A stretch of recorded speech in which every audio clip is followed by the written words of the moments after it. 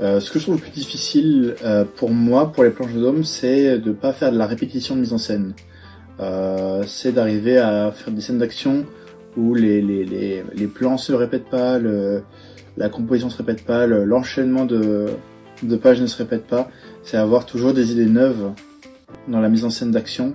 Je trouve que c'est, sans le vouloir, des fois on a des mimiques, des petites habitudes qu'on garde et c'est dur de s'en défaire.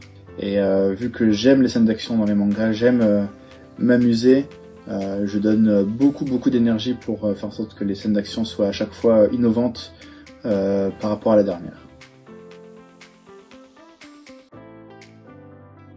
Alors la planche la plus difficile à dessiner, je pense que ça dépend quelle période, parce que j'ai eu le début de Dôme, ça a été très difficile sur les décors notamment parce que j'étais pas très bon, j'avais pas énormément d'expérience, donc la planche du chapitre 2 où Rico et Igor sont dans les airs, celle-là m'a demandé une semaine de dessin, alors qu'aujourd'hui ce serait beaucoup moins, mais la réflexion derrière elle a été assez dense. Notamment, enfin globalement les doubles pages décors sont été les plus complexes, pas tant trop dans le sens où c'est très dur à faire, mais dans le sens où faut que je garde ma motive éveillée, et c'était ça qui était très dur, c'était garder la motive pour ces pages-là. La planche la plus satisfaisante à dessiner, c'est sûrement en fait la plupart du nouveau chapitre 1, parce que le chapitre 1 de l'époque d'il y a 6 ans, il est sacrément amateur. Il y a des plages qui me sortaient par les yeux depuis des années. Même quand le bouquin était sorti, il y avait des choses que je pouvais plus voir en peinture.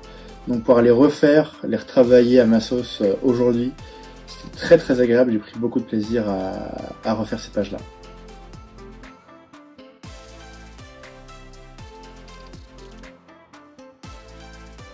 J'adore les mangas d'action-aventure, les mangas avec une grande épopée. Les mangas de sport aussi, mais je pense que s'il y a un thème récurrent qui me plaît beaucoup, plus que les autres, ça va être sûrement quand ça parle de musique. Je sais pas pourquoi, ça me touche vraiment très profondément dès que ça parle de la musique, parce que souvent c'est libéré, c'est quelque chose de très lié, qui parle beaucoup de liberté.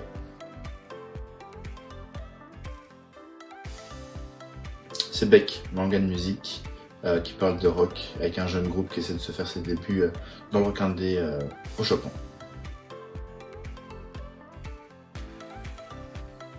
En ce moment c'est Tank Cher, un manga post-apo, un peu horreur, un peu action, et très drôle aussi, très beau.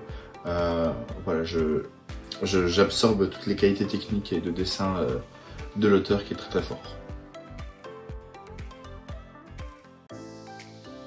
Je pense que ce serait One Piece tout simplement, parce qu'il y a trop toutes les îles sont différentes, il suffit que tu te balades un petit peu pour découvrir de nouvelles choses, de nouvelles contrées. Je pense que la vie elle est simple, elle est belle.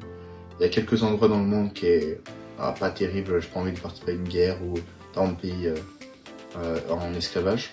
Donc voilà, si je pouvais choisir une île, ce serait pas Wano, ce serait pas ce genre de choses, mais One Piece en général, ouais. Je pense rien que pour le côté féerique.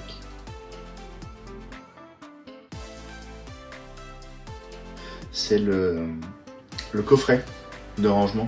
J'aime bien tout ce qui est coffret, rangement d'édition, beaux livres, et avoir un coffret pour ranger les 3 premiers tomes.